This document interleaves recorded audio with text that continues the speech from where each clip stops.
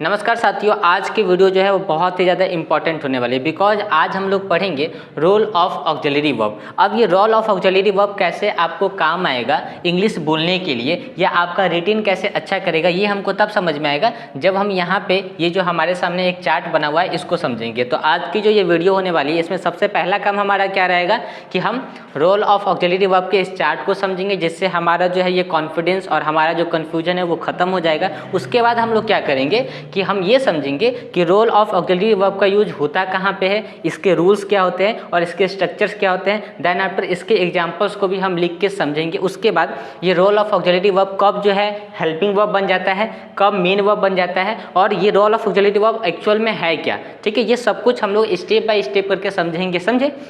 लेकिन उससे पहले हमको क्या करने का, बहुत ही ध्यान से कॉन्शियस होकर एकदम इसको समझना पड़ेगा। ठीक है, तो अब यहाँ पे हमने लिखा कि रोल ऑफ ऑक्सिलरी वर्ब। अब यहाँ पे समझिए कि हमने बोला verb to be, verb to do, verb to have, verb to need, verb to dare और वर्ब टू विल। यहाँ पे इतना लिखा हुआ है। आप समझिए सबसे पहले रोल ऑफ ऑक्सिलरी वर्ब। तो आप सबसे पहले तो यहाँ समझ लीजिए कि भाई वर्ब होता क्या है। तो वर्ब हम शुरू से सबको बताते आ रहे हैं, आज भी एक लाइन में इसको खत्म करते हैं कि जो चीज़ हमको दिखाई नहीं देता है, जिस चीज़ को हम छू नहीं सकते हैं, सिर्फ महसूस कर सकते हैं, उसे हम क्या बोलते हैं, वर्ब बोलते हैं। कैसे, छोटा सा एग्जाम्पल देता हूँ। जैसे मैं आपको पढ़ा रहा हूँ, आप अभी पढ़ रहे हैं, मैं आपको देख रहा हूँ, आप मुझे देख रहे हैं। ठीक है, आप मुझे सुन रहे हैं। तो सुनना वर्ड, देखना वर्ड, पढ़ना वर्ड, खड़ा होना वर्ड, ये कहीं आपको दिखाई दिया क्या? अगर दिखाई दिया तो आप इसको छू के दिखा दीजिए, आप इसको छू के दिखाइए या आप उसे पकड़ के दिखाइए। तो जब आप उसको देख ही नहीं सकते तो आप छू कैसे सकते हैं? जब छू नहीं सकते तो आप उसको पकड़ेंगे कैसे? इसका मतलब क्या है कि कोई भी जो वर्ब होता है हम उसे देख नहीं सकते हैं, छू नहीं सकते हैं, सिर्फ महसूस कर सकते हैं। कैसे महसूस करेंगे? तो हम महसूस करते हैं उसके एक्शन से, हम उसे महसूस करते हैं उसके स्टाइल से। तो कभी भी वर्ब को महसूस कैसे किया जाता है? एक्शन से और स्टाइल से। यानी कि अभी हम जो पढ़ा रहे हैं तो आप हमारे पढ़ाने के तरीके से यानी कि स्टाइल से और बॉडी के एक्शन से समझ सकते हैं कि सर क्या कर रहे हैं, पढ़ा रहे हैं। कोई व्यक्ति अगर बैठा हुआ है कहीं पर तो आप उसके बॉडी के बैठने के स्टाइल को देख के नहीं बताते कि भाई वो बैठा हुआ है। समझ में आ रहा है? तो यहाँ तक बात आपको समझ में आ गई होगी। अगर आपको बात समझ में नहीं आ रहा है तो आप पीछे वाले वीडियो जाके देख सकते हैं। ठीक है, अब हमको वर्ब समझ में आ गया। अब हम लोग समझते हैं कि भाई ये वर्ब जो होता है, वर्ब जो है तीन प्रकार के होते हैं। एक होता है आपका मेन वर्ब, एक होता है आपका हेल्पिंग वर्ब और दूसरा होता है आपका ऑक्सिलरी वर्ब। अब ये ऑक्सिलरी वर्ब और मेन वर्ब और उसके बाद हेल्पिंग वर्ब। तो देखिए मेन वर्ब तो हम खैर अलग कर सकते हैं, बट यहाँ पे होता क्या है कि जो ऑक्सिलरी वर्ब होता है और हेल्पिंग वर्ब जो होता है ये दोनों सेम होते हैं, बट इनका नेचर अलग अलग है और थोड़ा सा इनका जो यूज होता है ना वो अलग अलग जगह पे होता है। तो ये चीज़ हमको कब समझ में आएगा? जब हम इस चार्ट को समझेंगे। तो अब ये जो चार्ट बना हुआ ये किसका चार्ट बना हुआ है? ये एक ऑक्सिलरी वर्ब का चार्ट बना हुआ है। ठीक है, अब यहाँ पे समझिए कि हमने बोला कि भाई जो वर्ब्स होते हैं उसका डेफिनेशन तो समझ में आ गया, बट जो वर्ब्स होते हैं ना मेन वर्ब, उसके 5 रूप होते हैं। जैसे वर्ब का first form, second form, third form, fourth form और फिफ्थ फॉर्म। यानी कि वर्ब्स की संख्या तो बहुत ज़्यादा है, अनगिनत। उठना, बैठना, रोना, गाना, सोना, पीना, खेला, हंसना, गाना, ये सब क्या है? ये सब मेन वर्ब है। लेकिन मेन वर्ब के जो रूप होते हैं 5 होते हैं। कितने होते हैं? 5। वर्ब का first form, second form, third form, fourth form और फिफ्थ फॉर्म। ठीक है, अब उसके बाद यहाँ पे रोल ऑफ ऑक्सिलरी वर्ब में जो चार्ट बना हुआ है तो सबसे पहले यहाँ पे लिखा है वर्ब टू बी। तो वर्ब टू बी, तो बी का मतलब सबको पता है कि यहाँ पे बी जो लिखा हुआ है ना, इस बी का मतलब होता है होना।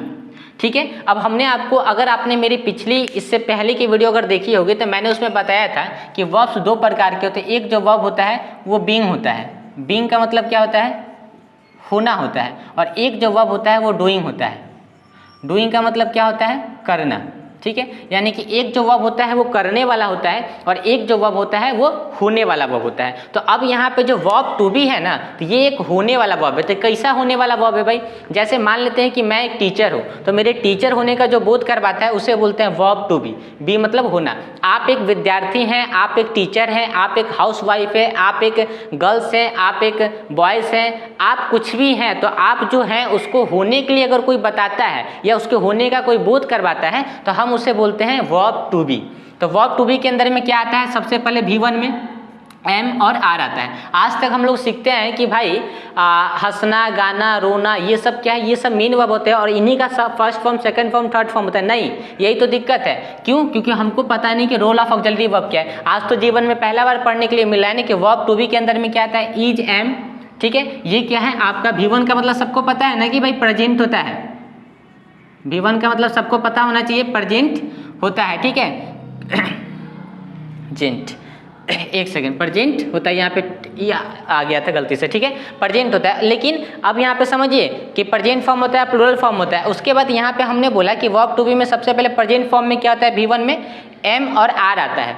तो अब यहाँ पे समझिए कि हम लोग तो शुरू से पढ़ते आए थे कि भाई एम आर तो एक हेल्पिंग वर्ब होता है, ठीक है, एक ऑक्सिलरी वर्ब होता है। लेकिन ऑक्सिलरी वर्ब में ये V1 ये मेन वर्ब में कैसे आ गया भाई, समझिए। तो ये चीज़ भी हम आपको आगे बताएंगे, सिर्फ आप लोग थोड़ा सा कॉन्शियस होकर समझिए। जैसे हमने बोला यहाँ पे कि मैं एक विद्यार्थी हूँ, आई एम अ स्टूडेंट, तो यहाँ पे जो एम आया ना, ये आपका एक क्या हो गया, मेन वर्ब हो गया। कहने का सेंस क्या है कि अगर किसी सेंटेंस में सिर्फ ऑक्सिलरी वर्ब आएगा और मेन वर्ब नहीं आएगा, तो उस कंडीशन में जो वो ऑक्सिलरी वर्ब होता है वो मेन वर्ब का रूप ले लेता है।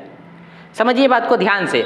अगर किसी सेंटेंस में सिर्फ ऑक्सिलरी वर्ब आएगा और उस सेंटेंस में मेन वर्ब नहीं आएगा, तो वो जो ऑक्सिलरी वर्ब होता है वो मेन वर्ब का रूप ले लेता है। तो ठीक उसी प्रकार से वर्ब टू बी में क्या है कि यहाँ पे एम या आर आया, आपने बोला कि यू आर अ डॉक्टर, तो आप यहाँ पे जो एक डॉक्टर होने का जो बोध करवाया, किसने करवाया, आर ने करवाया, यानी कि वर्ब टू बी ने करवाया। और यहाँ पे जो आर है वो क्या है, एक मेन वर्ब का रूप ले लिया, है तो क्या ऑक्सिलरी वर्ब, लेकिन उसमें एक मेन वर्ब नहीं होने के कारण से क्या हुआ कि यहाँ पे जो ऑक्सिलरी वर्ब था वो मेन वर्ब में बदल जाता है। ये बात मैं आपको आगे और भी अच्छे से रूल्स के साथ में, एग्जाम्पल के साथ में आपको सिखाऊंगा, बट यहाँ पे थोड़ा सा पहले समझने की कोशिश करिए। तो यहाँ पे वर्ब टू बी लिखा है, वर्ब टू बी का मतलब होना, यानी किसी चीज के होने का बोध कौन करवाता है, वर्ब टू बी करवाता है। तो प्रेजेंट फॉर्म में वर्ब टू बी में कौन आता है, आपका एम आता है और आर आता है। अब आपको पता है कि V1 जो होता है वो प्रेजेंट होता है और V2 जो होता है वो क्या होता है, पास्ट होता है, ठीक है। तो V2 में क्या आ गया, अब जैसे इज एम, यहाँ पे क्या है, एम आर है, तो अब यहाँ पे एम आर, जैसे आपको पता है कि भाई आई के साथ में एम लगाते हैं और बाकी यू के साथ में, वी के साथ में, दे के साथ में, और जितने भी प्लूरल सब्जेक्ट होते हैं उन सब के साथ में क्या लगाते हैं, आर लगाते हैं। यानी कि आप सभी को पता है कि जो V1 होता है वो वर्ब का फर्स्ट फॉर्म होता है, लेकिन वो वर्ब का प्लूरल फॉर्म होता है, ये सबको पता है। तो एम क्या है, आई आपको पता है, आई के साथ में डू आता है, आई के साथ में एम आता है, तो आई के साथ में जो भी वर्ब आता है वो क्या आता है, प्लूरल वर्ब भी आता है। और यू आर तो ऑलरेडी जो है प्लूरल वर्ब है, ये है, ठीक है। तो यहाँ पे आर क्या हो गया, V1 में बदल गया। समझने की बात कोशिश करिएगा और भी अच्छे से अभी हम समझाएंगे, ठीक है। अब यहाँ पे आ गया V2, तो V2 यहाँ पे क्या है कि वॉज है और यहाँ पे वर है। तो अब यहाँ पे क्या हुआ कि देखिए पास्ट में क्या है कि सिंपल एक ऐसा ही ये क्या बोलते हैं, वॉज और वर, यानी कि समझने की जरूरत यहाँ पे ये है कि जो वॉज है तो आप आई के साथ में वॉज सिंपल लगा सकते हैं पास्ट टेंस में, ठीक है। सिर्फ आई एक ऐसा वर्ब है, यानी कि वर्ब है जिसके साथ में पास्ट में आप वॉज लगा सकते हैं, ठीक है। और उसके बाद यहाँ पे समझिए कि यहाँ पे आ गया वर, तो वर जैसे हमने बोला कि आर, तो आर का आर जो है वो एक प्लूरल है, ठीक उसी प्रकार से वर क्या है, वो भी प्लूरल है। तो यहाँ पे यू के साथ में, वी के साथ में, दे के साथ में और बाकी प्लूरल सब्जेक्ट के साथ में हम क्या लगा सकते हैं, वर लगा सकते हैं। और यहाँ पे सिंगुलर के साथ में क्या लगाएंगे, क्या लगाएंगे जी, हम लगाएंगे वॉज। जैसे आई के साथ में वॉज लगाएंगे, ही के साथ में, सी के साथ में, राम के साथ में, सीता के साथ में, कोई भी सिंगुलर सब्जेक्ट होगा उसके साथ में हम क्या लगाएंगे, वर लगाएंगे। अब आपको पता है कि V3 जो होता है वो परफेक्ट होता है, क्या होता है, परफेक्ट होता है, यानी कि काम हो चुका है, काम समाप्त हो चुका है, तो हम उसे क्या बोलते हैं, परफेक्ट बोलते हैं। तो आपको पता है कि बी, वॉज, बीन, जैसे यहाँ पे हो गया बी, यहाँ पे हो गया वॉज और यहाँ पे हो गया बीन, तो बीन जो है वो वर्ब का थर्ड फॉर्म होता है, किसका, वर्ब टू बी का। जैसे आप बोल सकते हैं यहाँ पे हम लिख देते हैं be was, sorry be was been, ठीक है। ये तो बीन आपका क्या हो गया, थर्ड फॉर्म। जैसे आप बोल सकते हैं, इसको एग्जांपल से हम आगे बताएंगे, ठीक है। अभी इस थोड़ा सा चार्ट को पहले समझिए, फिर लिखने में जगह नहीं है तो दिक्कत हो जाएगा, ठीक है। अब यहाँ पे क्या है कि आपको पता है कि भाई चौथा फॉर्म में हम क्या लगाते हैं, सीधा ING लगाते हैं। तो अब यहाँ पे क्या लिखा हुआ है, यहाँ पे बी तो ऑलरेडी लिखा हुआ है, आपने क्या लगा दिया, ING, तो ये कौन सा फॉर्म हो गया, चौथा फॉर्म हो गया। अब यहाँ पे एम और आर क्या है, वो आपका प्रेजेंट फॉर्म है ना जी, प्लूरल फॉर्म है। अब यहाँ पे इसी का सिंगुलर फॉर्म कौन सा हो गया, इज हो गया, यानी आप आई के साथ में तो एम लगा देंगे, बाकी प्लूरल सब्जेक्ट के साथ में आर लगा देंगे, बट यहाँ पे ही, सी, इट आएगा, राम श्याम आएगा सिंगल में, तो उसके साथ में क्या लगाएंगे, इज लगाएंगे। जैसे वह एक डॉक्टर है तो ही इज अ डॉक्टर, वह एक नर्स है, सी इज अ नर्स, तो वहाँ पे हम किसका इस्तेमाल करेंगे, इज का, यानी कि वर्ब के पांचवें फॉर्म का इस्तेमाल करेंगे। तो वर्ब टू बी का मतलब क्या हुआ कि भाई वर्ब टू बी का मतलब होता है होना, ठीक है। अब ये किसका होने का बोध करवाता है, कोई भी व्यक्ति या कोई भी जानवर अगर कुछ है तो उसके होने का बोध कौन करवाएगा, वर्ब टू बी करवाएगा। और वर्ब टू बी में होता क्या है कि इसका जो स्ट्रक्चर है, तो वहाँ पे क्या आता है कि सबसे पहले सब्जेक्ट आता है, देन आफ्टर आपका ऑक्सिलरी वर्ब आता है, और ऑक्सिलरी वर्ब भी मेन वर्ब का रूप ले लेता है, और उसके बाद नाउन आता है या तो अदर वर्ड आता है। ठीक है, जैसे आप लोग यहाँ पे बोल सकते हैं, हम यहीं पे इसको समझा देते हैं। सबसे पहले क्या आएगा, सब्जेक्ट आएगा, फिर यहाँ पे आपका ऑक्सिलरी वर्ब, ये भी मतलब ऑक्सिलरी वर्ब, यही ऑक्सिलरी वर्ब का किस में बदल जाएगा, मेन वर्ब में। अब प्लस अब यहाँ पे मेन वर्ब नहीं आके यहाँ पे क्या आ जाएगा आपका, या तो नाउन आएगा, हाँ नाउन ही आएगा, और प्लस यहाँ पे क्या आ जाएगा, अदर वर्ड आ जाएगा। जैसे अब यहाँ पे आप बोल सकते हैं क्या कि he is a doctor, he is a doctor. ठीक है, ही इज अ डॉक्टर। तो यहाँ पे देखिए हमने सबसे पहले क्या सब्जेक्ट लिखा, फिर यहाँ पे आपका ऑक्सिलरी वर्ब मेन वर्ब में बदल गया। ठीक है, ये कौन सा फॉर्म है, ये 5वां फॉर्म है। ठीक है, अब यहाँ पे और डॉक्टर जो है वो क्या एक नाउन है और अदर वर्ड में आ गया। समझ में आ रहा है बात, तो ये चीज़ समझना था हमको। ठीक है, तो इस तरीके से ये काम करता है। तो वर्ब टू भी हम लोग को समझ में आ गया। आप प्रेजेंट फॉर्म रहेगा, प्लूरल फॉर्म में रहेगा तो क्या लगेंगे, एम आर का यूज करेंगे, V2 में क्या करेंगे, वॉज वर्ब का, V3 में बीन का यूज करेंगे, V4 में बीइंग का, और V5 में इज का। ठीक है, अब यहाँ पे आ जाते हैं सेकंड वाले पे। यहाँ पे लिखा हुआ है करना, तो डू का मतलब सबको पता है करना, तो वर्ब टू डू, जैसे हम लोग शुरू से पढ़ रहे हैं verb to be, verb to be, verb to be के, अरे वर्ब टू बी यही है। प्रेजेंट फॉर्म में इज एम आर आ जाएगा, तो एम आर क्या है, वो एक प्रेजेंट फॉर्म है, प्लूरल फॉर्म में तो एम आर में आ गया। V5 में क्या आ गया, इज आ गया। पास्ट में क्या है, वॉज वर्ब आ गया, is am are was verb. ठीक है, बीन और बीइंग। ठीक है, ये आपका क्या है, वर्ब टू बी है। ठीक, तो एम आर का हम यूज करते हैं प्रेजेंट फॉर्म में, प्लूरल फॉर्म में, और इज का इस्तेमाल करते हैं प्रेजेंट फॉर्म में, सिंगुलर फॉर्म में, और उसके बाद यहाँ पे वॉज वर्ब का इस्तेमाल करते हैं। सबको पता है शुरू से कि भाई पास्ट टेंस के लिए करते हैं। ठीक है, और उसके बाद बीन का थर्ड फॉर्म में कर देंगे और बीइंग का फोर्थ फॉर्म में कर देंगे। ठीक है, सबको दिखाई दे ही रहा है। अब वर्ब टू भी यहाँ पे लिखा हुआ है, तो वर्ब टू भी को समझने की कोशिश करते हैं। यहाँ पे लिखा है वर्ब टू, तो डू मतलब होता है करना। तो अब यहाँ पे क्या है, सबसे पहले फर्स्ट फॉर्म में क्या लिखा है, डू। तो डू सबको पता है कि भाई आई डू, तो डू क्या है, एक आपका original form of the verb है, यानी कि first form of the verb है, और plural form of the verb है। अब आपको पता है कि डू का सेकंड फॉर्म क्या होता है, डिड। डू का सेकंड फॉर्म क्या होता है, डिड। अब ये डू का इस्तेमाल कैसे होता है, डिड का इस्तेमाल कैसे होता है, डन और डूइंग और डज का इस्तेमाल कैसे होता है, ये लोग हम लोग कब समझेंगे, जब हम चार्ट को समझ जाएंगे तब। अभी वर्ब टू बी के टू डू के अंदर में क्या क्या चीज़ आता है भाई, सबसे पहले डू आता है, फिर आपका सेकंड फॉर्म में क्या आता है, V2 में, यानी कि पास्ट में डिड आ जाता है, और V3 यानी कि परफेक्ट में, तो do did done, do did done, doing does. देखिए याद करने की चीज़ है, और इसको याद भी करके रखना है। सबसे पहला वर्ब टू डू में क्या आएगा, do did done doing does. ठीक है, प्रेजेंट फॉर्म में प्लूरल के साथ में क्या लगाएंगे, डू। जैसे आई डू, मैं करता हूँ। ठीक है, आई डिड, मैंने किया।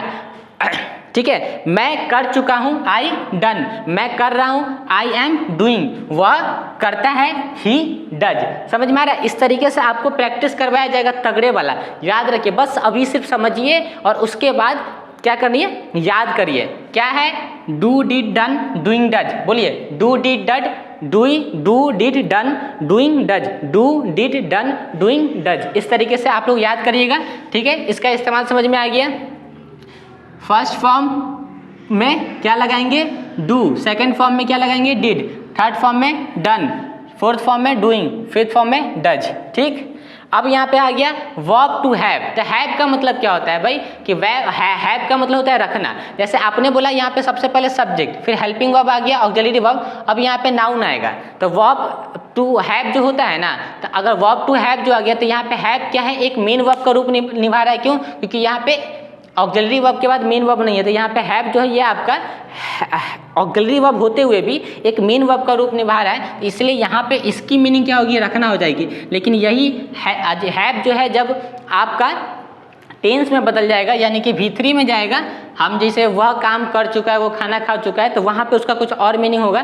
तो वो हम आपको इस चार्ट को समझने के बाद समझाएंगे, थोड़ा सा भी टेंशन लेने की जरूरत नहीं है। अभी सिर्फ समझिए वर्ब टू हैव का मतलब होता है रखना। कोई भी चीज़ आपके पास होता है जिस पे आपका अधिकार होता है, उसमें हम हैव का यूज करते हैं। जैसे मेरे पास कार थी, मेरे पास कार है, ठीक है, राम के पास कार है, तो वो चीज़। तो जैसे आप बोलेंगे प्रेजेंट में हैव, ठीक है, तो हैव का मतलब प्रेजेंट फॉर्म होता है और प्लूरल फॉर्म में होता है, यानी कि आई वी यू दे, और बाकी प्लूरल सब्जेक्ट के साथ में क्या लगाते हैं, हैव लगाते हैं। तो मेरे पास कार है, आई हैव अ कार, ठीक है, मेरे पास एक कार थी, आई हैड अ कार, मेरे पास एक कार दोनों तो यहीं पे है, तो आई हैड अ कार, यहाँ पे भी यही होगा, दोनों जगह पे हैड ही लगेगा, ठीक है। यहाँ पे हैविंग हो गया, ठीक है। और उसके बाद यहाँ पे क्या हो गया, हैज, राम के पास कार है तो राम हैज अ कार। तो यहाँ पे ज़्यादा समझने की जरूरत नहीं है, वर्ब टू हैव में जो चीज़ आपके पास में होती है प्रेजेंट के लिए हम क्या लगाते हैं, हैव लगाते हैं प्लूरल सब्जेक्ट के साथ में, और सिंगुलर सब्जेक्ट के साथ में हैज लगाते हैं। जैसे I have a car, you have a car, we have a car, they have a car, ठीक है। Ram has a car, Shyam has a car, Sita has a car, और उसके बाद Ram had a car, Sita had a car. Had में क्या है कि कोई भी कंडीशन नहीं कि प्लूरल के साथ में ये लगाएंगे, सिंगुलर के साथ में ये लगाएंगे, ऐसा कुछ नहीं है, ये सबके साथ में हैड लगा देंगे, ठीक है। उसके बाद यहाँ पे है नीड, यानी कि ज़रूरत। तो वर्ब टू नीड का मतलब क्या होता है, तो नीड का मतलब सबको पता है कि ज़रूरत होता है, तो नीड का फर्स्ट फॉर्म क्या हो गया, नीड ही होता है, ठीक है। जैसे आई नीड अ पेन, मुझे एक कलम की ज़रूरत है, मुझे एक कलम की ज़रूरत थी, आई नीडेड अ पेन, ठीक है। अब उसके बाद यहाँ पे भी सेम हो जाएगा, यहाँ पे भी नीडिंग में हम क्या, नीड में क्या लगाएंगे, आईएनजी लगाएंगे, और यहाँ पे राम को एक कलम की जरूरत है तो राम नीड्स अ पेन, ठीक है, यहाँ पे फर्स्ट फॉर्म। तो इस चार्ट को थोड़ा सा समझिए कि हम लोग शुरू से नीड पढ़ते आते थे, तो नीड भी भाई क्या है कि वो सिर्फ एक हेल्पिंग वर्ब नहीं है। जैसे आई, जैसे can, could, shall, should, will, would, may, might, ought, to, used to, dare, need, must, तो नीड यहाँ पे आया ना, तो नीड हमको हेल्पिंग वर्ब में पढ़ाया गया, यहाँ पे ऑक्सिलरी वर्ब है, और ऑक्सिलरी वर्ब ऐसा नहीं कि हमेशा वो ऑक्सिलरी वर्ब ही रहेगा, कभी वो हेल्पिंग वर्ब भी बन जाता है और कभी वो मेन वर्ब भी बन जाता है। तो यहाँ पे जो ये नीड है आपका, चाहे हैव है, हैड है, ये सब क्या है, ये सब एक मेन वर्ब का रोल निभा रहा है। क्यों, क्योंकि यहाँ पे सीधा सब्जेक्ट है, सब्जेक्ट के बाद ऑक्सिलरी वर्ब आता है, और ऑक्सिलरी वर्ब के बाद डायरेक्ट क्या आता है, नाउन आता है, देन आफ्टर एक अदर वर्ड आता है। तो अगर ऑक्सिलरी वर्ब के बाद आपका मेन वर्ब नहीं आता है तो यही ऑक्सिलरी वर्ब आपका मेन वर्ब बन जाता है, ठीक है। इसलिए यहाँ पे जो भी जो आपका चार्ट है ये सब क्या है, एक मेन वर्ब का रोल निभा रहा है, को क्या होते हुए, ऑक्सिलरी वर्ब होते हुए भी, ठीक है। तो अब यहाँ पे नीड हो गया, फर्स्ट फॉर्म आपका need, needed, needed, needing, needs, ठीक है। ये याद करिए सबसे पहले, need, needed, needed, needing, needs, need, needed, needed, needing, needs, am, are, was, were, been, being, is, do, did, done, doing, does, have, had, had, having, has, need, needed, needed, needing, needs, ठीक है। अब यहाँ पे dear, तो आपको पता है कि भाई तुम्हारी हिम्मत कैसे, हाउ डियर यू, ठीक है। तो इस तरीके से हम इसका इस्तेमाल करते हैं। तो यहाँ पे डियर क्या है, आपका ऑक्सिलरी वर्ब होते हुए भी एक मेन वर्ब का रोल निभा रहा है। तो अब इसको याद से हल्का से याद करिए, देना फिर तो हम लोग इसको समझ भी करेंगे। तो सबसे पहले क्या है, वर्ब टू डियर, तो वर्ब टू डियर मतलब साहस, भाई तुम्हारी हिम्मत कैसे हुई, तुम्हारा ये काम करने का साहस कैसे हुआ, ठीक है। तो अब यहाँ पे हो गया डियर, डियर्ड, डियर्ड, डियरिंग, डियर्स, ठीक है। Dare, dared, dared, daring, dares, ये आपका प्रेजेंट हो गया, ये आपका पास्ट हो गया, ये आपका परफेक्ट हो गया, ये आपका बिफोर कंटिन्यूस हो गया, और ये आपका फिर से प्रेजेंट हो गया। तो ये आपका सिंगुलर हो गया, ये आपका प्लूरल हो गया, ठीक है। अब यहाँ पे विल मतलब होता है इच्छा, आई विल, ठीक है। आई विल हम आपको कमेंट में भी बोलते हैं कि ठीक है मैं करूँगा, ठीक है, मेरी ऐसे इच्छा भी है।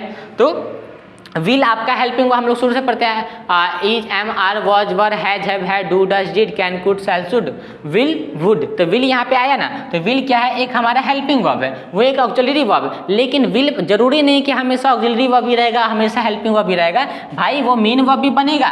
कब बनेगा, जब हमको समझ में आएगा रोल ऑफ ऑक्सिलरी वर्ब, ठीक है। तो यहाँ पे जो विल है ये एक ऑक्सिलरी वर्ब होते हुए भी क्या है, एक मेन वर्ब का रोल निभा रहा है। ये विल का फर्स्ट फॉर्म है, तो विल का सेकंड फॉर्म क्या होगा, ईडी लगा देंगे तो विल्ड हो गया, थर्ड फॉर्म विल्ड हो गया, आईएनजी लगा दिए विलिंग हो गया, और एस लगा दिए तो विल्स हो गया। अब हमको यहाँ पे थोड़ा सा ये बात समझ में आ गया कि भाई ऑक्सिलरी वर्ब क्या होता है, और ऑक्सिलरी वर्ब कब जो है वो मेन वर्ब बन जाता है, ठीक है। तो जब किसी सेंटेंस में सबसे पहले सब्जेक्ट आता है, देन आफ्टर आपका ऑक्सिलरी वर्ब आता है, ऑक्सिलरी वर्ब के बाद मेन वर्ब ना आके क्या आता है, नाउन आता है और अदर वर्ड आता है, तो उसके बाद वो क्या हो जाता है, ऑक्सिलरी वर्ब आपका मेन वर्ब हो जाता है। और यहाँ पे एक चीज़ और समझिए, मान लेते हैं कि यहाँ पे ऑक्सिलरी वर्ब है और यहाँ पे अगर आपका मेन वर्ब आ गया तो ये सेंटेंस क्या हो जाएगा, गलत हो जाएगा। ये ऑक्सिलरी वर्ब आपका किस में बदल जाएगा, हेल्पिंग वर्ब में बदल जाएगा, ठीक है। अगर मान लेते हैं कि ऑक्सिलरी वर्ब के बाद डायरेक्ट मेन वर्ब आता है तो वो ऑक्सिलरी वर्ब नहीं रह जाता है, वो हो जाता है हेल्पिंग वर्ब।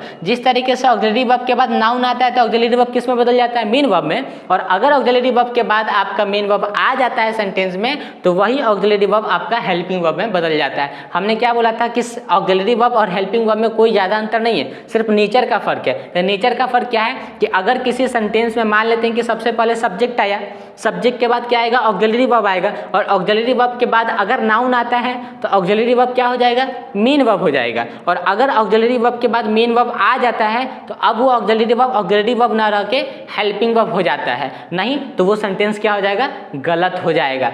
आशा करता हूँ यहाँ तक तो आपको बात समझ में आ गई होगी। अब हम देख लेते हैं कि भाई वीडियो कितने मिनट की होगी। अगर वीडियो ज़्यादा लंबी हो गई होगी तो वीडियो एडिटिंग करने में भी समय लगता है, तो अगर हम इसको नेक्स्ट पार्ट में करेंगे, अगर वीडियो को में ड्यूरेशन ज़्यादा नहीं हुआ होगा तो हम इसको क्या करेंगे, इसी में कवर करेंगे, ठीक है।